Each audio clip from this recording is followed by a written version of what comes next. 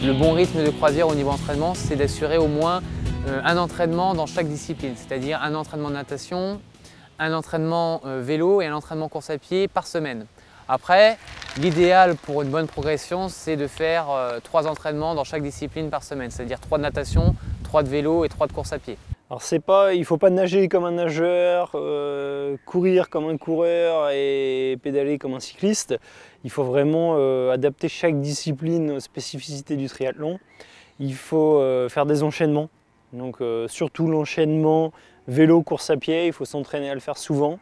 Donc il ne faut pas hésiter après une longue sortie à vélo d'aller courir une demi-heure, un quart d'heure, une demi-heure à pied pour s'habituer aux sensations. Il y a des principes fondamentaux dans l'entraînement, c'est progressivité, régularité.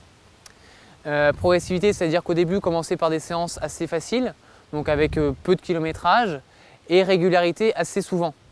C'est-à-dire qu'il n'y a pas trop d'intérêt à faire une grosse sortie de 80 km si c'est pour rouler une fois toutes les 3 semaines. Mieux vaut en faire peu et régulier et augmenter progressivement le kilométrage ou le volume horaire. Plutôt que d'essayer de faire une grosse séance et de mettre 3-4 jours pour récupérer et ne rien faire pendant 3-4 jours. Moi, par rapport à ma vie professionnelle, je m'adapte en courant tôt le matin, après en faisant de la natation ou du vélo le midi et après le soir encore éventuellement un entraînement. C'est soit du vélo, soit de la natation, soit de la course à pied, ça dépend.